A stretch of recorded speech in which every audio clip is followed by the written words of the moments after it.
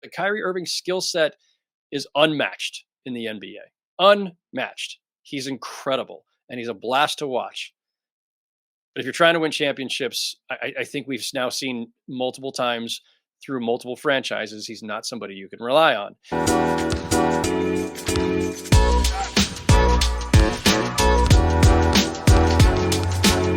We just heard the news less than an hour before jumping on the call that per Shams Charania, Kyrie Irving has requested a trade, preferably before the trade deadline, from the Brooklyn Nets, and just wanted to initially, I know it just broke, so get your initial thoughts on this trade request and the impact of this.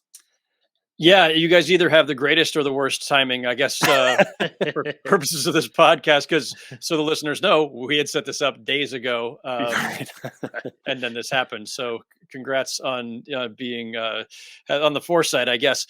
I will. I'll be honest with you guys.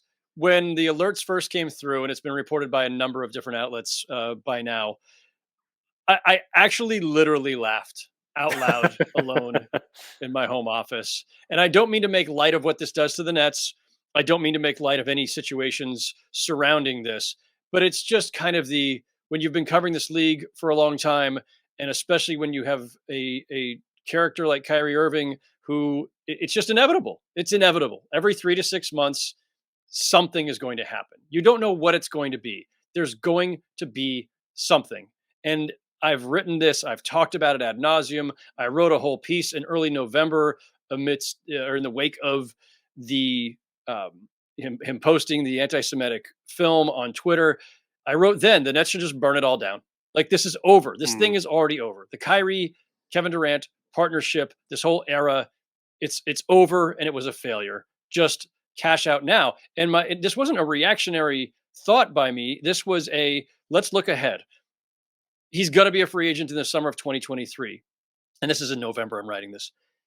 Is there any chance in the world the Nets are going to really want him back? Short of winning a championship, and even then, maybe not. No, I don't think they want him back. Not after all the anti-vax stuff. Not after him never being available. Not after all the other things that he's put them through.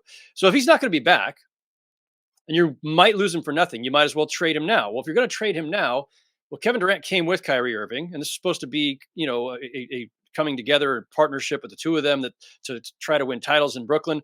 Well, then Durant, who's already asked for a trade once, probably not going to be happy without Kyrie Irving, especially if you can't replace him with a player of Kyrie's caliber. Well, then you might as well be trading Kevin Durant too. And you might as well move both of these guys before something else happens, whatever that may be, a health issue, an injury, controversy, whatever. Get whatever you can while you can now, because this thing is already over. You're not winning a championship, was my belief back in November. Has not changed. And the longer you hold on to them, the more risk there is that something else is going to happen. So yes, I kind of laughed today, just kind of a sardonic laugh, I guess, for lack of a better term, off the top of my head. It's, of course this happened.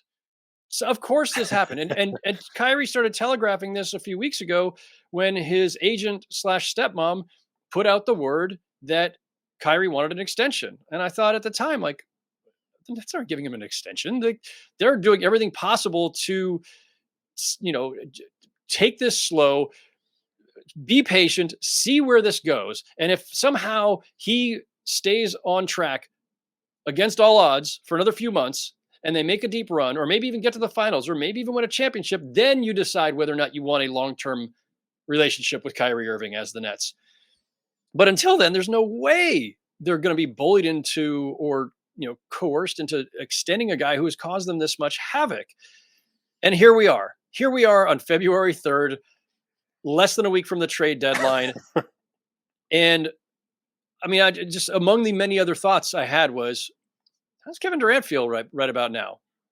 This is your best buddy who you've taken up for and defended, and or at least not condemned or criticized publicly for all the different things he's done. Kyrie Irving torched last season. Kyrie Irving has, it's not solely on him, but Kyrie Irving has been a major factor in the Nets' inability to actually contend for titles with two of the best players in the game.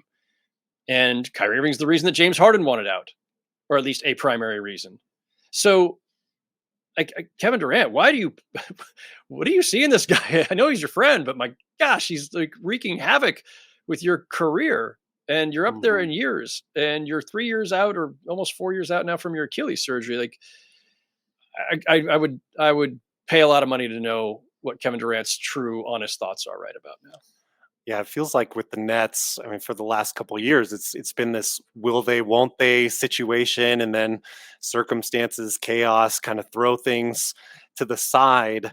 Um, a- and with that, I mean, with this news being so suddenly before the trade deadline, it's also hard to imagine they get much value in, even if they can move Kyrie Irving at this point. Well, I think that's always been an issue, right? So even if the Nets had taken my advice in November, I always say, easy for us to say, easy for me to say, easy for me to say, burn it all down, blow it up.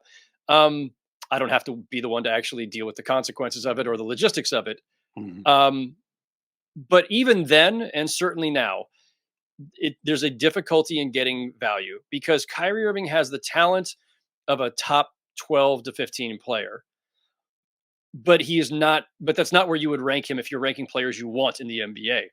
I was saying this to somebody earlier. He's not even, if you're talking about other point guards in the NBA, just point guards. There are a bunch of guys with a lot less talent than him that I would want instead of him. I'd take Fred Van Vliet ahead of Kyrie Irving. I would take Jalen Brunson ahead of Kyrie Irving. I would take Marcus Smart over Kyrie.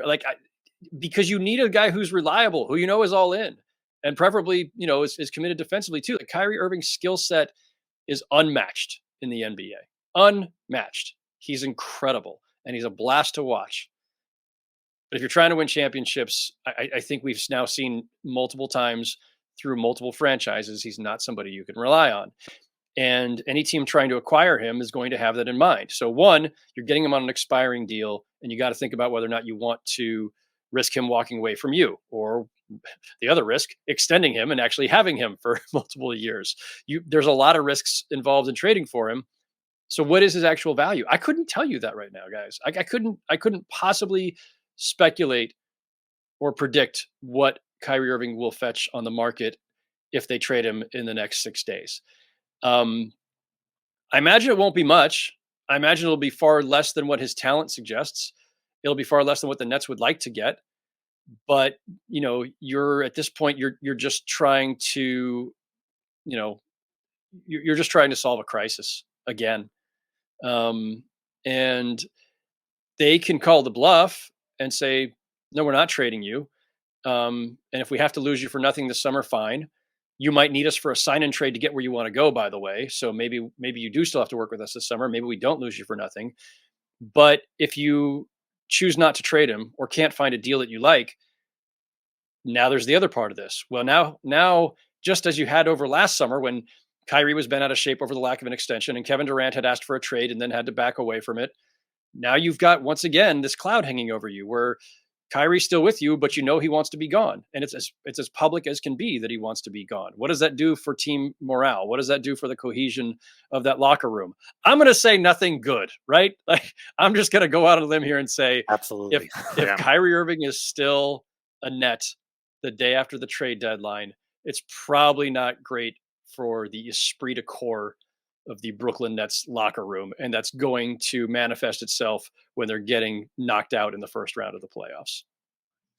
So right now, a lot of the discussion surrounding this whole Kyrie Irving saga, the latest chapter, is him going to the Lakers. And in my mind, it seemed pretty ridiculous. There's no evidence towards that. It's just kind of, you know, a fantasy storylines at this point. Is there any credence to that in terms of that's a possible destination for him to go? Is that should that be taken serious? It absolutely should. It Okay. absolutely should. LeBron made it known through channels last summer that if the Nets were going to move Kyrie Irving, or if Kyrie could have been, if you remember, Kyrie could have been a free agent last summer, but he was going to take a massive haircut salary wise, and he did not want to do that. But he was trying to make these threats of like, oh, he'll sign somewhere for the mid-level, exception. He'll sign for the minimum. He'll sign for, it's all nonsense. So he decided to protect his money, which is a logical thing to do. But yeah, the Lakers were interested then, and I have to imagine they would be still interested now. When I floated all this blow it up stuff back in November, and I talked to rival executives across the league, and one of the ideas that we kicked around was like, would they do the, Russell Westbrook plus whatever, one of the picks, legendary two Laker picks that they don't want to part with. Would Russ in one of those picks for Kyrie do it? And the thing is, Westbrook's deal is so massive that the Nets actually have to send another player, probably like somebody like Seth Curry, who's actually a really good player. That's a problem too, because then it's like, well, we have to send Seth Curry to match salaries. Well, you should be sending us even more draft capital or some decent young player. I don't know, Austin Reeves. I don't even know. That the Lakers don't have a lot that anybody would want.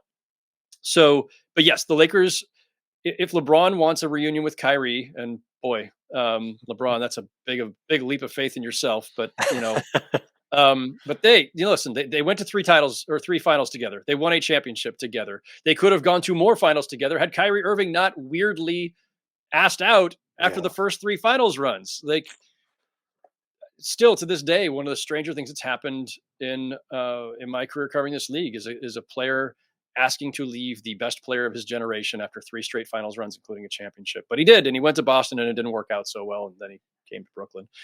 But yes, the Lakers are a potential destination. They seem like a very likely landing spot for him. My good buddy Mark Stein, who of course writes for Substack these days and has a podcast that he just launched with Chris Haynes.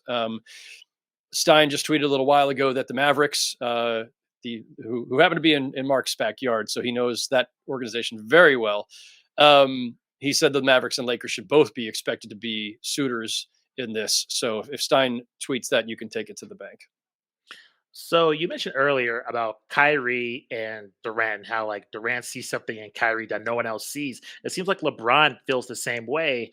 And I just noticed even through, Kyrie Irving's controversial takes on COVID, a lot of people were backing up regarding that. What do people see in Kyrie that we keep seeing the top players in this league take chances on him when, fans and journalists like yourself that cover this league extensively see all these red flags, but yet, in spite of his, baggage, they still want to take extra chances on this guy. I don't really get it. Well, he's an amazing basketball player, Yes, so you could for start sure. with that.